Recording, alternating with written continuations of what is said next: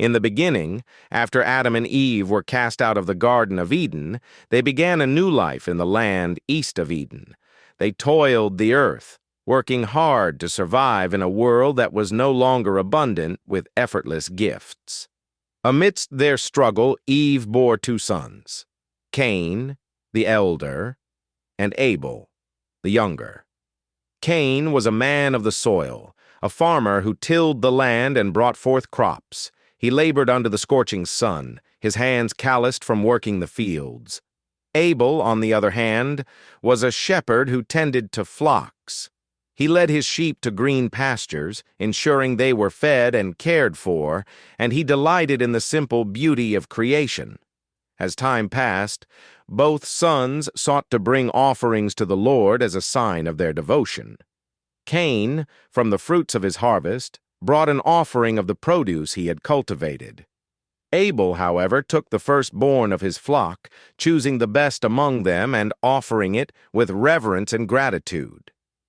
The Lord looked with favor upon Abel and his offering, for it was given with a sincere and humble heart. But upon Cain and his offering, he did not look with favor. Perhaps Cain's offering lacked the wholehearted devotion that Abel had shown. Perhaps it was given out of duty rather than love.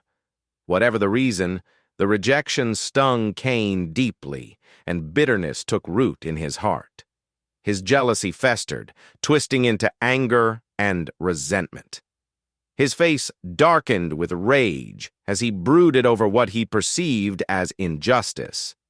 Seeing his turmoil, the Lord spoke to him. "Why are you angry? Why is your face downcast? If you do what is right, will you not be accepted? But if you do not do what is right, sin is crouching at your door. It desires to have you, but you must rule over it." Cain, however, did not heed the warning. The fire of jealousy burned too fiercely within him. He called out to Abel, his unsuspecting brother, "Come, let us go to the field." Abel followed without suspicion, trusting his elder brother.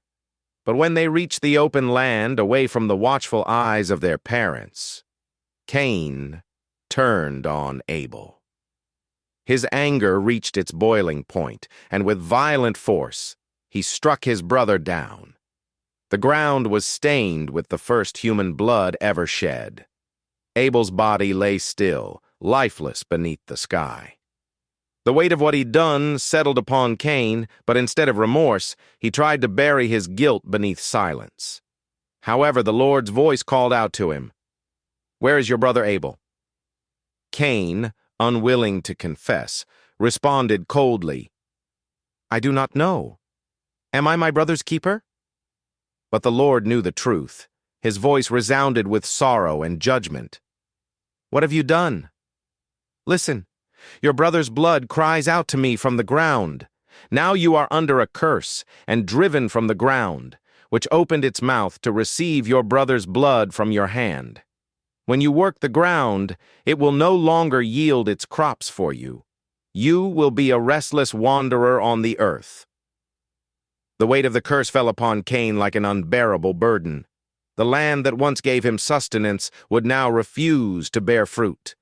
He would be a fugitive, wandering without a home.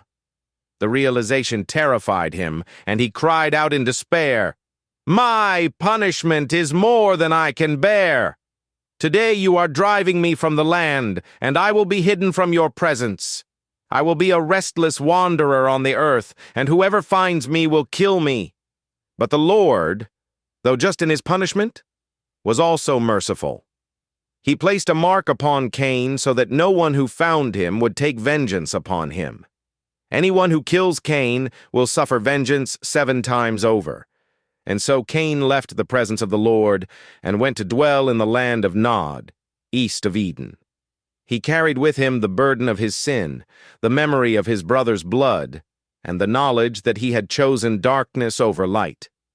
Thus, the first murder in history was written into the fabric of human existence, an act of jealousy and defiance that forever altered the fate of mankind.